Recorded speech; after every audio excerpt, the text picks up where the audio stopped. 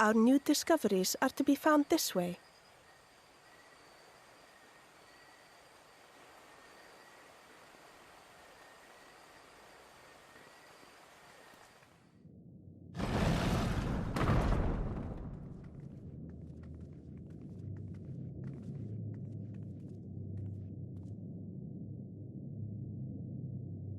The people of Ronka are known to have venerated animals, but these features do not match those of any indigenous species.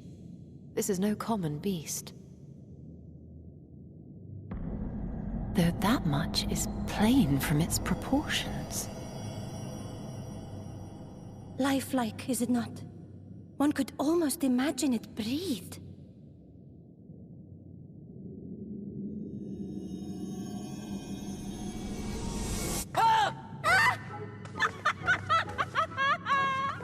Why you... Ugh.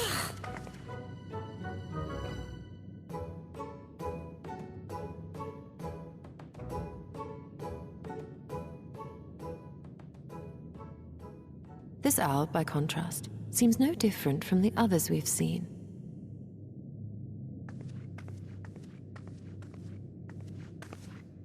The sealed door lies ahead.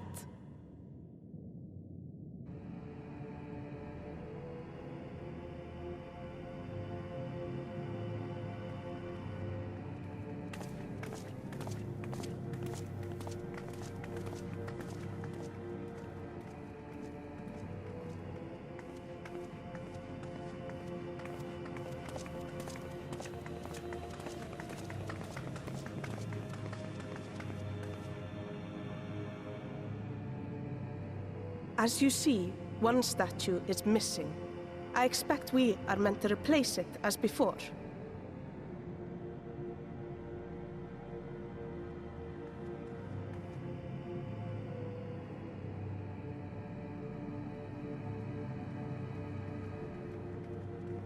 Too simple.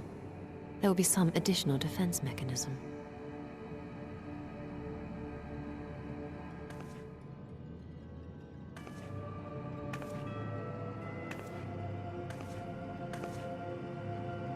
Just a moment.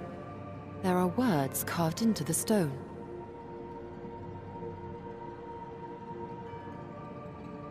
He who would disturb a hero's deserved slumber shall instead waken the beast and know his folly.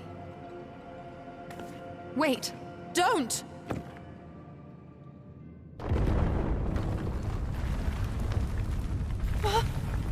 What? But I only... What is happening?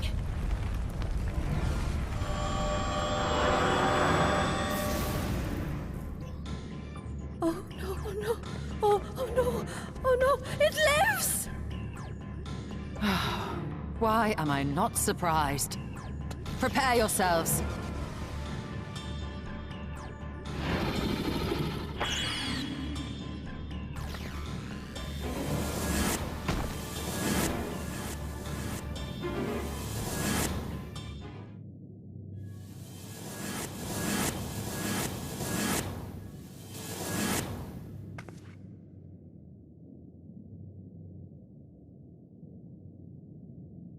Twould seem the magics have returned us. How polite. Now, what have we learned? We were bound to run into a living statue eventually. And now we can open the door.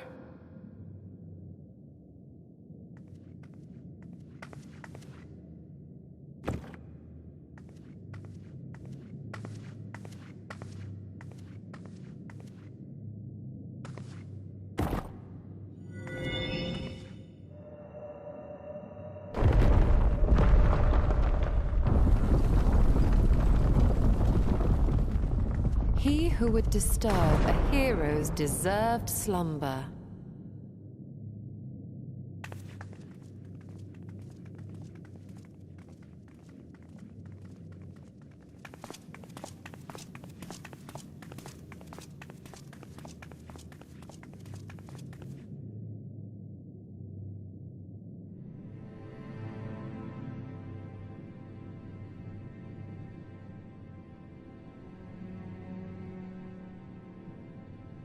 A tomb, just as I thought. Befitting a hero.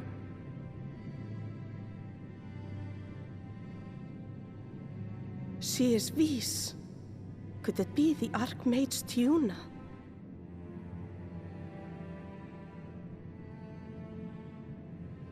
A legendary hero of Ronka, as you surmised.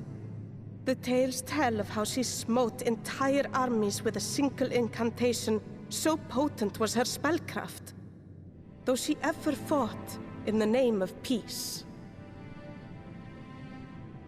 I thought them no more than tales. To think she really existed. Well, I for one always believed.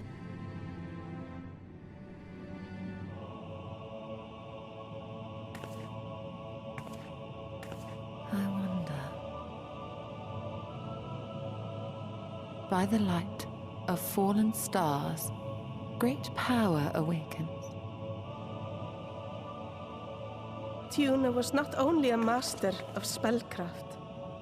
It is said she could see truths long lost and hear the voices of men's hearts.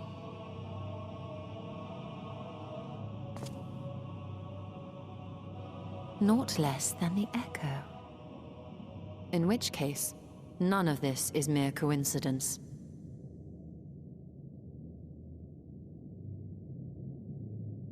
A shower of stars setting the sky aflame. And in both this world and the Source, we find individuals within whom a mysterious power awakened at the sight.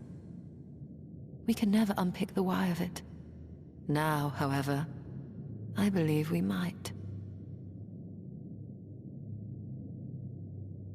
Does the scene depicted here not resemble the one we saw when we first ventured into the Katana Ravel? Moreover, does it not recall that which Emmett Selk invited us to witness in Amarot?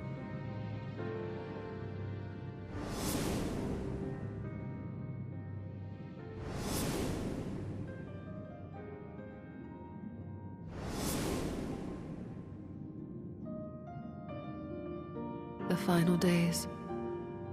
If, as the Exarch's research suggests, soul and mind share a fragile yet profound bond, might it not be possible for an event to leave such a deep imprint upon the soul that it could be perceived eons later, given a suitable trigger?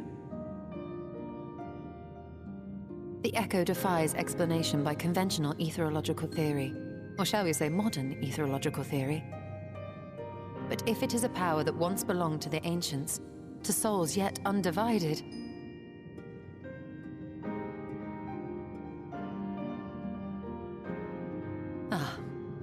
it would seem I have entered the realm of pure speculation, and I call myself a scholar.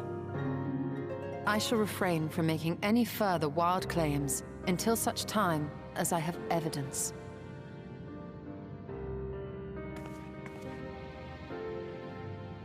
Still, I cannot choose but be reminded of our experience in Amarot.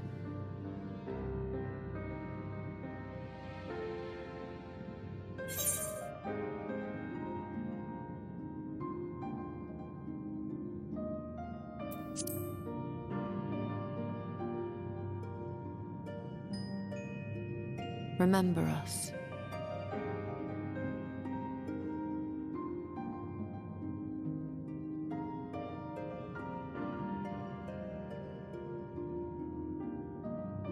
History is learned, not lived. We have always protected the tales of Ronka, just as we have protected this place. But we are mindful of what our mothers taught us. We see the past through our own eyes and speak of it with our own words. Thus do we come to understand it in our own way. But this is not the same as remembering. Your mothers were wise. Though we witnessed the final days, our impressions cannot fail to be colored by our own experiences and expectations. Those who lived through it would have perceived the event quite differently. We must bear in mind that it is no simple matter to keep the truth alive, or it will die with Emet-Selch and his kin.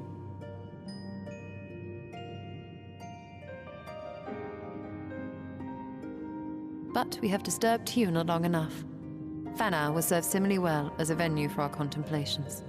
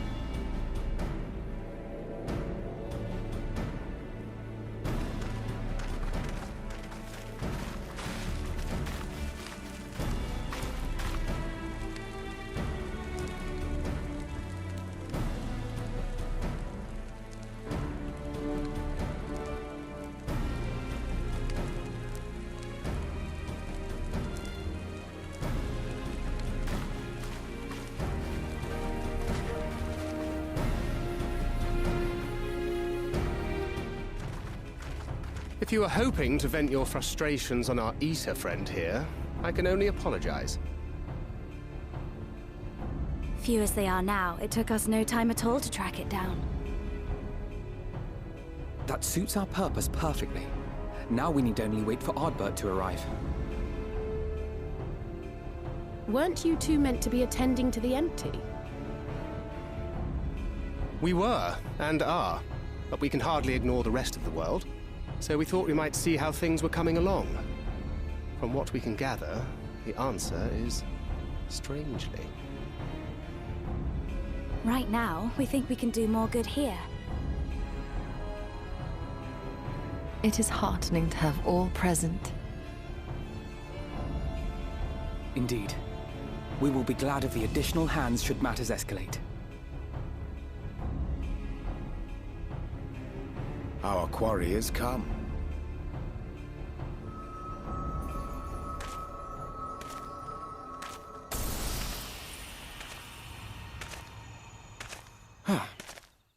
It seems I've lost this particular race.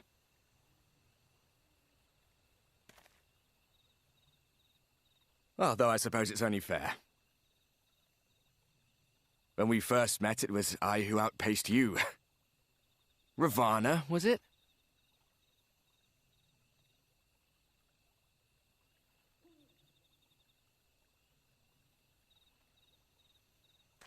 But where are my manners? I wouldn't be here were it not for you, and I have yet to say a word of thanks.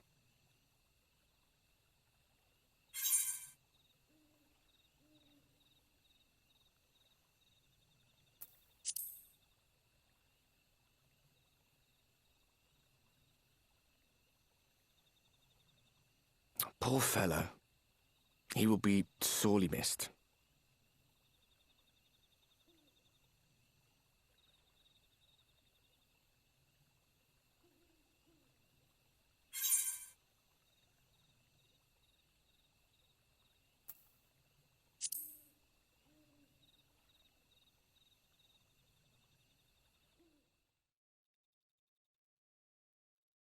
Very well.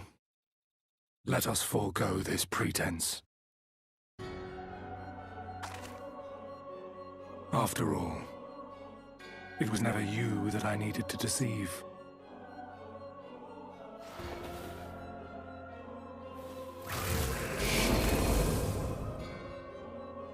Yes, it is I, Elizabeth. Through your time in Emet-Selk's imitation of our home, I dare say you have gained a better understanding of my role since last we met. Not that it matters.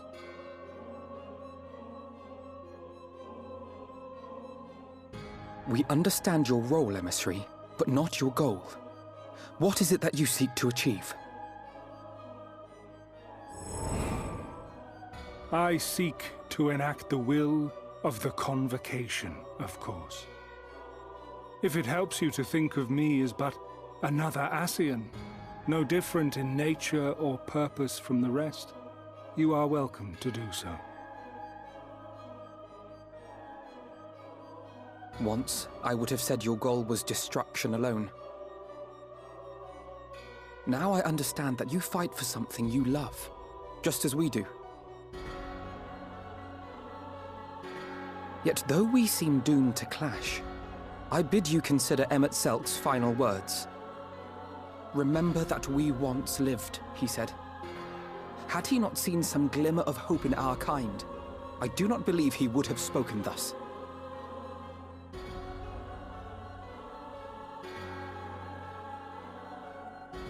None better understood your plight than he. His words must surely be worthy of your consideration.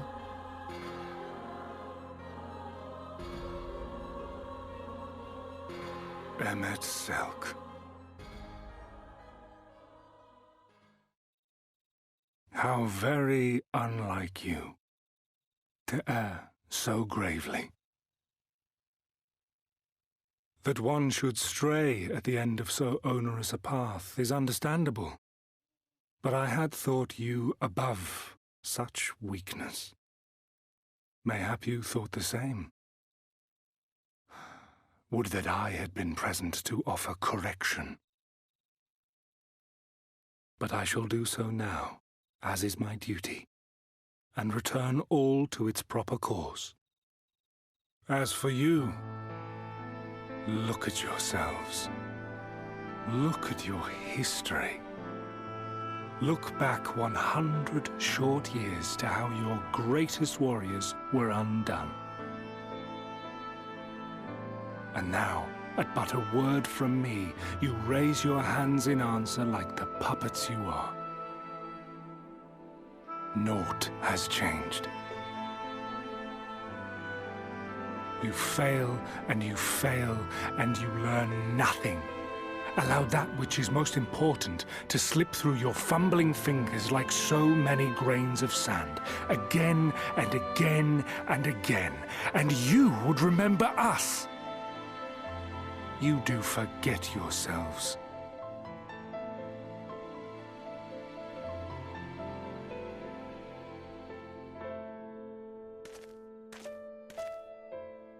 There is no common ground to be found between you and I, nor do I require any.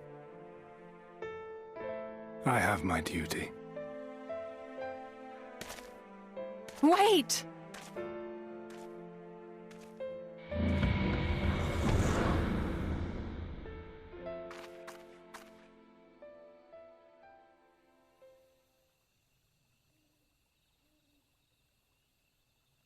Well, we have confirmed the identity of our foe at least, and 'tis safe to say his objective is the rejoining. But we still have no idea how playing the part of a warrior of light will further his cause, nor why he would spur others to do the same.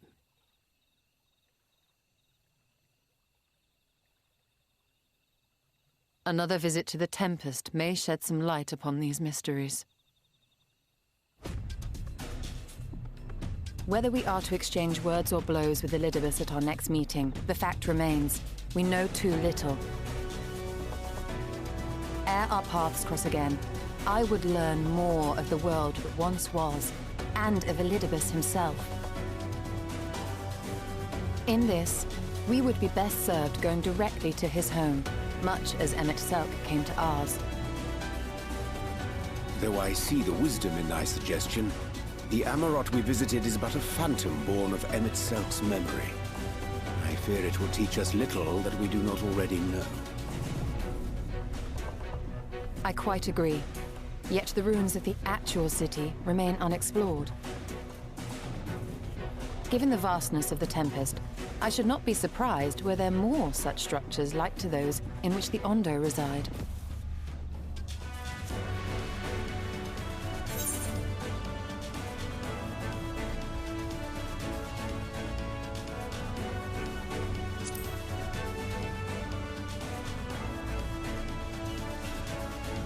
A man after my own heart. Assuming we are all in agreement, then I suggest we first pay a visit to the Ondo.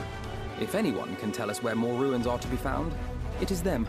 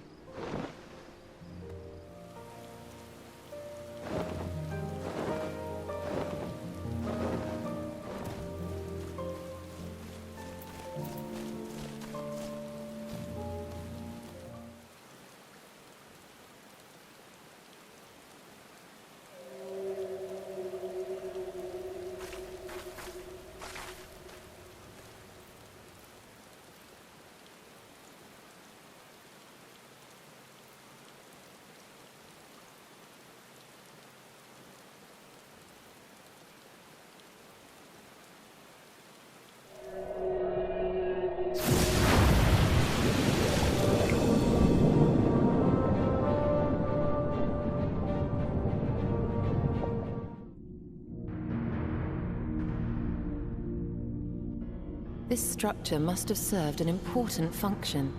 And here are yet more crystals. I too noted the crystal repository on the way. The Benthos seem to employ them in their spellcasting. In such vessels did the ancients preserve concepts, ideal forms to be drawn upon in the act of creation. That so great an abundance should reside here lendeth credence to Ishtola's conclusion. This facility held great significance.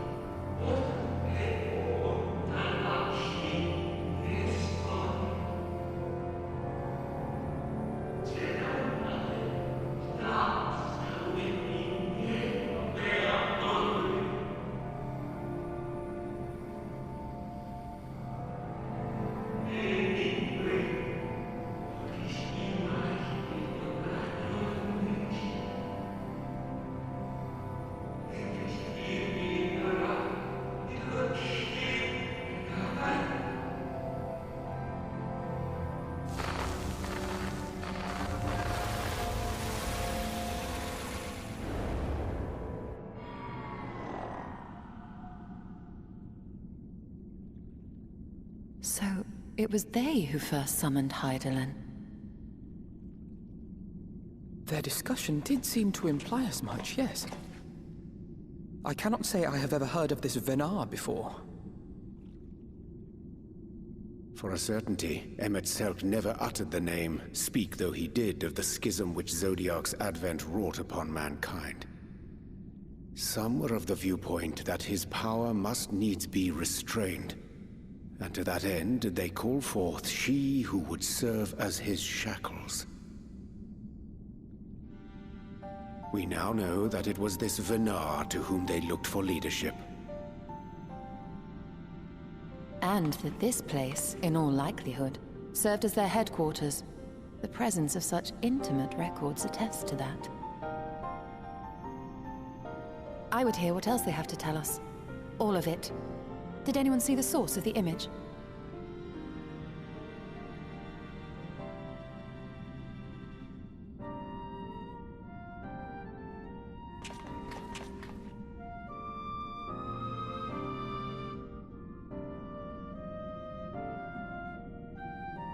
The device there? Then let us see what other secrets it holds.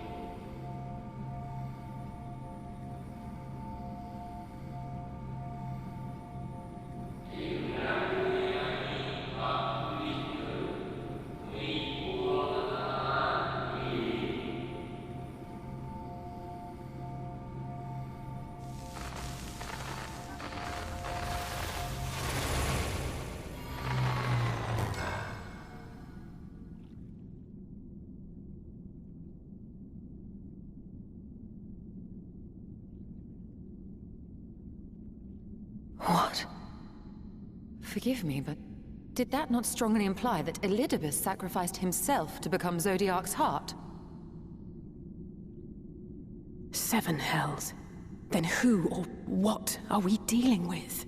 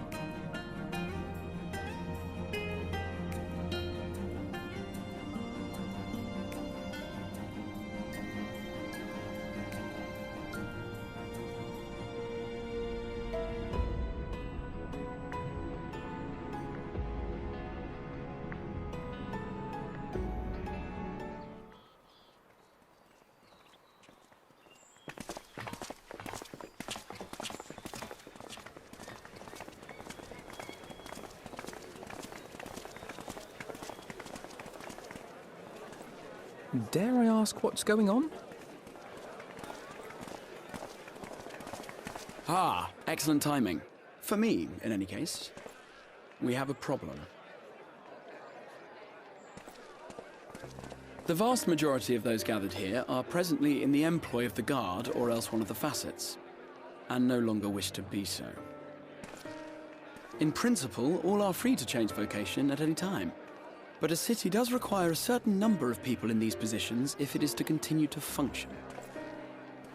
For the moment, I have asked them to postpone their resignation until such time as replacements can be found.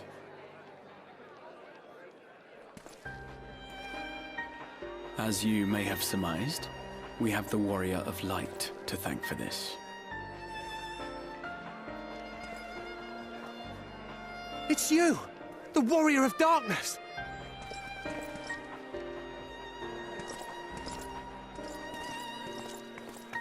You understand, don't you? Someone's going to have to look after this place once you're gone. We just want to be ready to do our bit when the time comes. And not only here, but everywhere. Which is why we've got to get out there and lend a hand to those in need. That's what you did, isn't it? Even if it was just little things at the start. You helped people.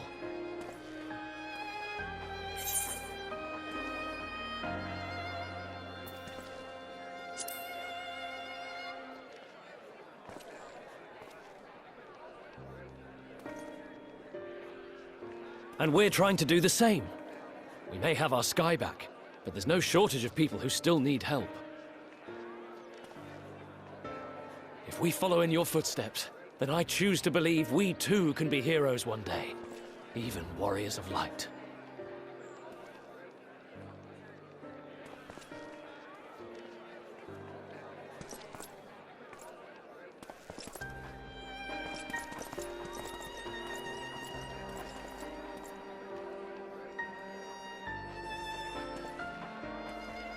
What are we to say to that? We can hardly tell them they are mistaken. They seek but to do good, as you have.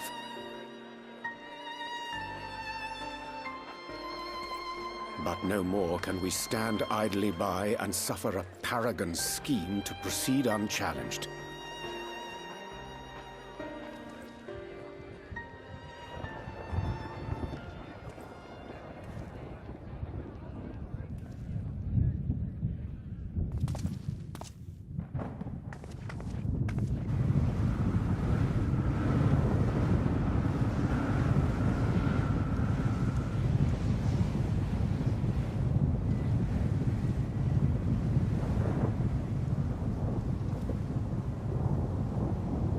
What's happening to the sky?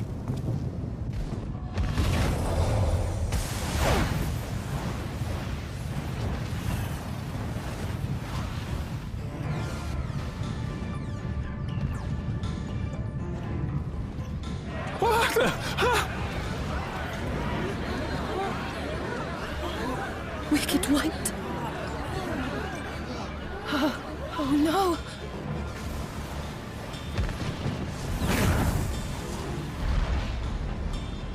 By the 12.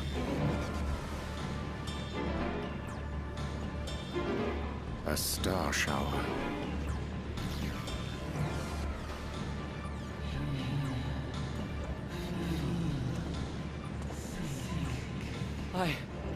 I hear a voice. You and all? And why does it feel like it's inside my head? Hear, feel, think? I hear it. Me too. Did I not tell you, my friends? You are warriors of light!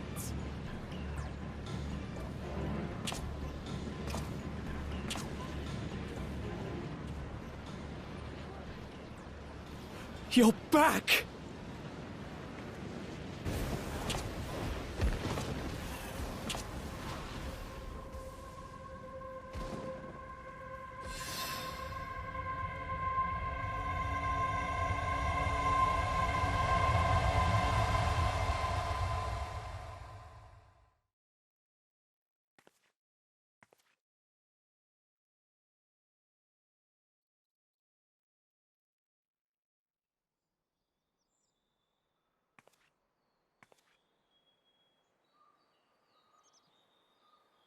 What you hear is the voice of light itself, and it has blessed you with its power. Welcome to the fold! I'm a warrior of light. I've been chosen? Can it be? Me, the hero.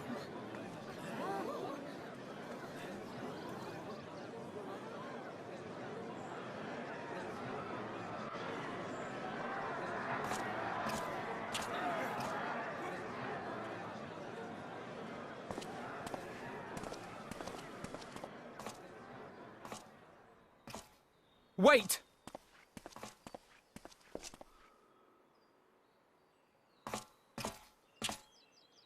The falling stars, were they your doing? And why do you need warriors of light? What, am I to reveal my plans simply because you asked? Nay, I think not. Though the stars, I acknowledge mine. A convenient illusion, apt to awaken what little is left of the power that once resided in your sundered souls.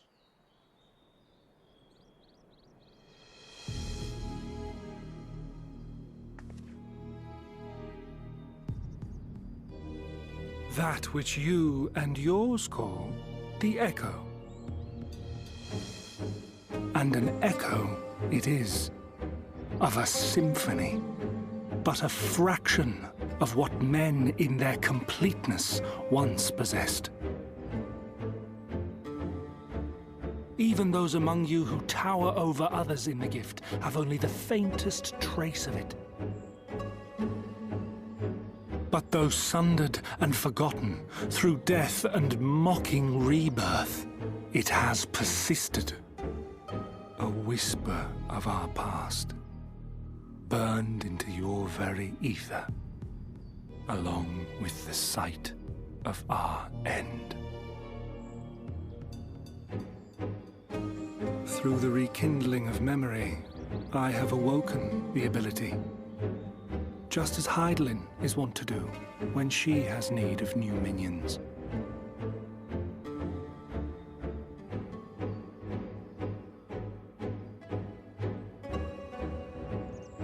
The the Echo hath ever been thought a gift from Hydaelyn, a boon granted solely to her chosen.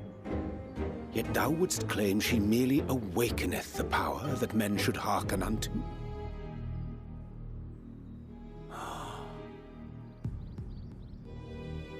Her voice.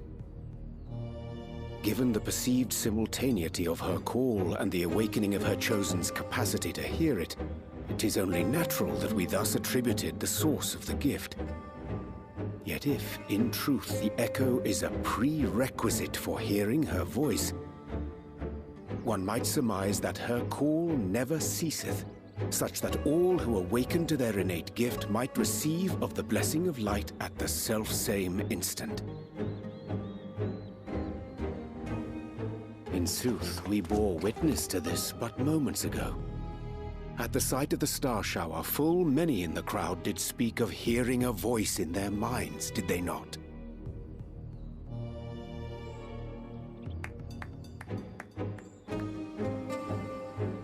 Just so. And whenever Hydaelyn has need of new servants, she is quick to pluck comets from the heavens or create illusions of the same. Why then didst thou conjure this vision, full knowing that thine age-old foe would thus claim those awakened to the gift? Foe? You must be mistaken. As you see, I am a warrior of light. And together with my comrades in arms, I shall save the world. Just like you.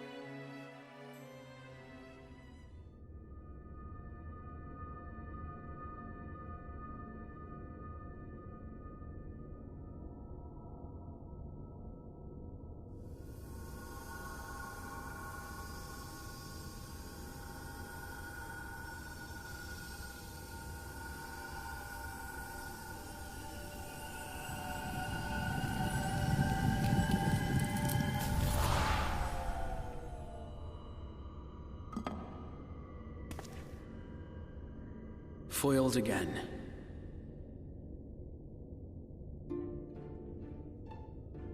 If I cannot imbue the infernal thing with my power via magical means, we may need to devise a way to infuse the vessel with my blood after all.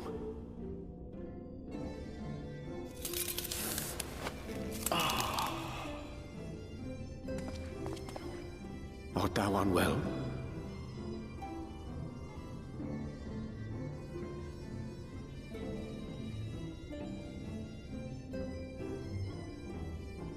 Oh, perhaps a brief respite. It wouldn't do to overtax yourself.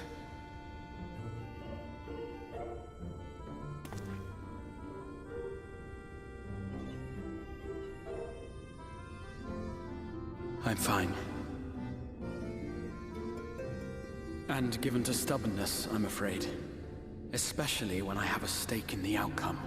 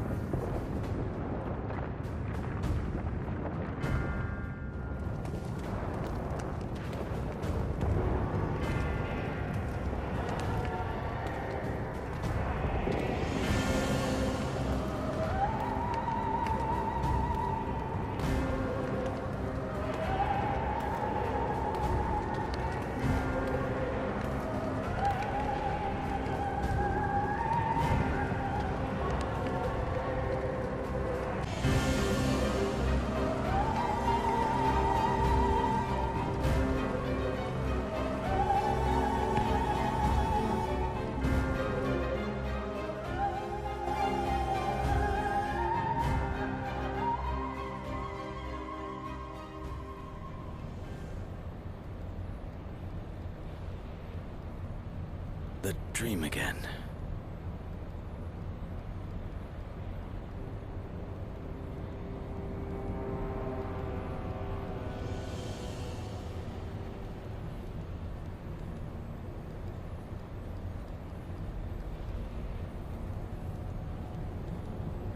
A recurring dream? They do so fascinate me. Might I trouble you for the details?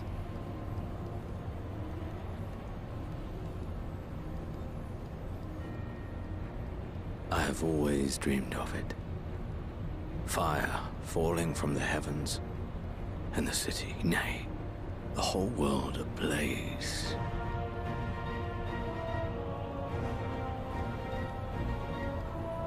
Indeed. Could Emmett Selk have found a way? Precious few possess memories of the final days. The final days?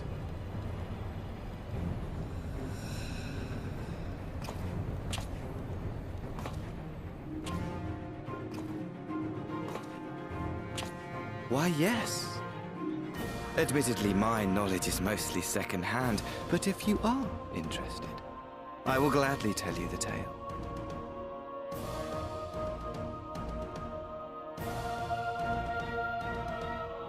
The tale of the world's end.